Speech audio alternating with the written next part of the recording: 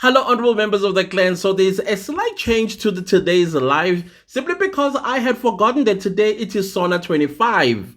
So I rescheduled the live for tomorrow, the 7th of February 2025, so that we give each other the chance to watch the sauna. Even though I know it is not, stuff that we've heard it before, nothing new we are going to be hearing from that sauna. But hey, as a South African citizen, it is our obligation to hear what our elected representatives have put together for the people of South Africa, what they've done in the past year since they've been elected, and what they are going to do in the next 12 months for us. And do we have money? How are they going to execute all these things, as well as our sovereignty being, how do I put it, threatened by the United States of American President Donald Trump? All these things are very important. Speaking of Donald Trump and his voters in November of 2024, well, there are some reports coming out from the people that voted for Donald Trump. So I thought, hey, let's entertain ourselves with some of the videos that are coming from these people. And of course, there's been a bunch of Americans, of course, that were voting for Kamala Harris, warning them that actually Donald Trump is not going to fulfill all these promises that he has made, especially when it came to reducing of food prices, because they were even chanting eggs, because they thought Donald Trump was going to reduce the price of eggs the first day he entered the Oval Office. Now, there's this term in America called FAFO. Around and you'll find out. So they went to the polls on the 5th of November 2024, and basically those that voted for Trump, they basically effed around. Now that Donald Trump is in the Oval Office and signing all these executive orders that are now negatively affecting even the MAGA people. MAGA basically make America great again, those voters. And now they are crying foul. Others are regretting. Others are saying, no, this is not what you promised me. There are so many stories that are coming out of regret. And then I thought, hey, why don't I also show South Africans our future through these people? Because clearly there are some South Africans that have not really grasped the reality of why we in this position that we find ourselves in since 1994, because we've been putting the wrong people in the office at the union buildings. And some people seem don't to understand that. And in 2029, some people, because I'm telling you right now, the ANC is working like a headless chicken, making sure it's regaining the grounds that they've lost. That is why they signed the Expropriation Act, because they believe this is what the people of South Africa want. Hey, and also they are going to be coming to you and lying through their teeth. Remember, we are going to local government elections in 2026, which is next year. And then they're going to start knocking at our doors, basically lying through their teeth about what they're going to do for us and what they're going to do for us. So I want these videos, or the clips of these videos, to kind of like show us our future.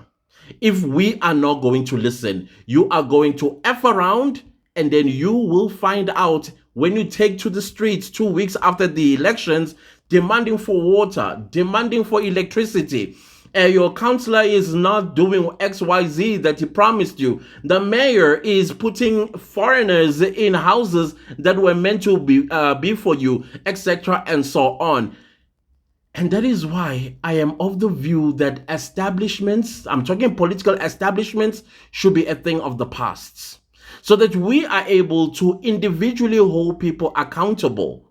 Did you know that the politicians have been working behind the scenes because of their own interests, trying to get themselves directly elected by you?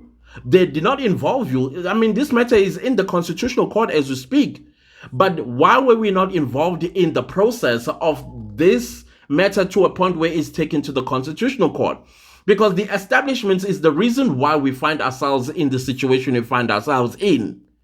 And I feel like if we began to have a political landscape where South Africans that are capable of running a government individually as clans, if I say, I think I am capable of becoming the Minister of Defense, because I know I am going to defend my country no matter what. If Rwanda is threatening tomorrow, we are there saying, what did you say? But just to show Utenege don't mess with us type of situation.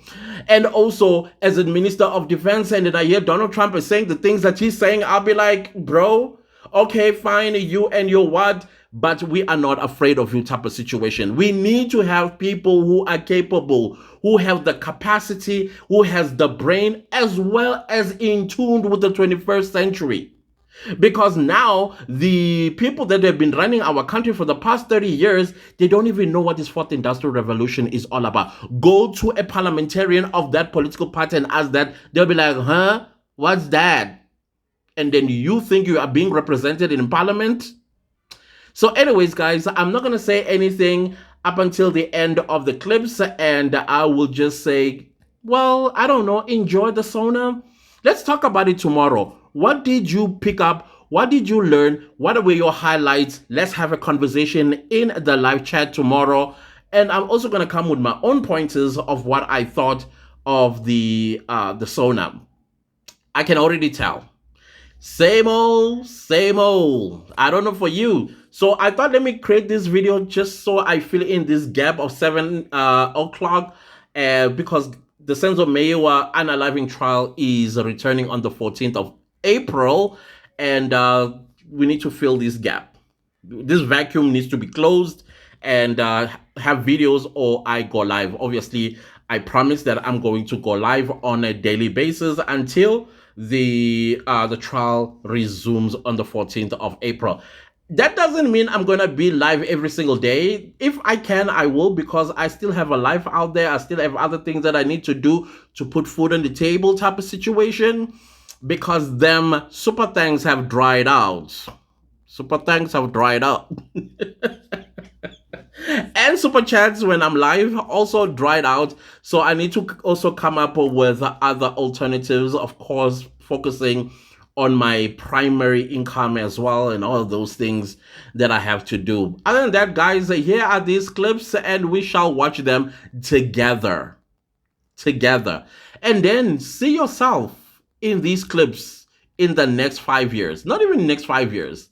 The next, let's say, 14 months, if not 16 months, because we are going to be the ones that are regretting and creating videos like these.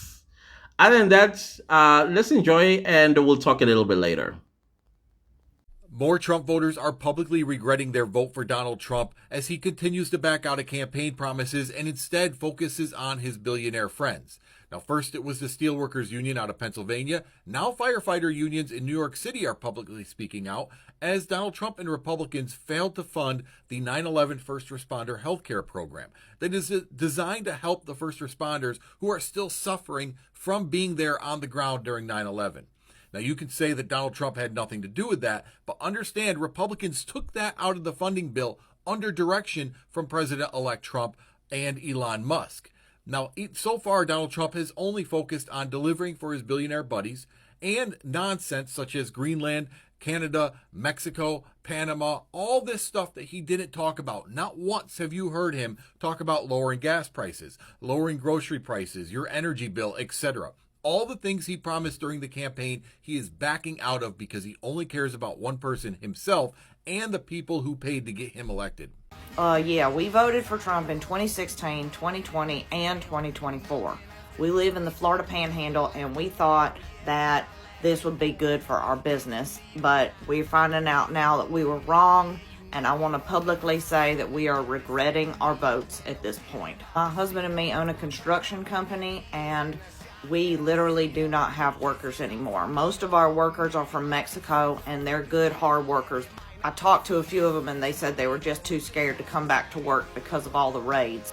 Our construction company is likely to go out of business now, and we don't know what we're going to do, but we're never voting for a Republican again.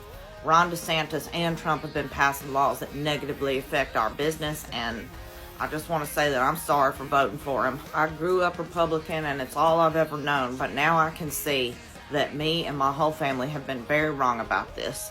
So we hope that 2026 comes and we can take back the House and the Senate and stop him from what he's doing. There's a special election coming up in Matt Gaetz's district, and we're going to do everything we can to advocate for a Democrat taking that seat.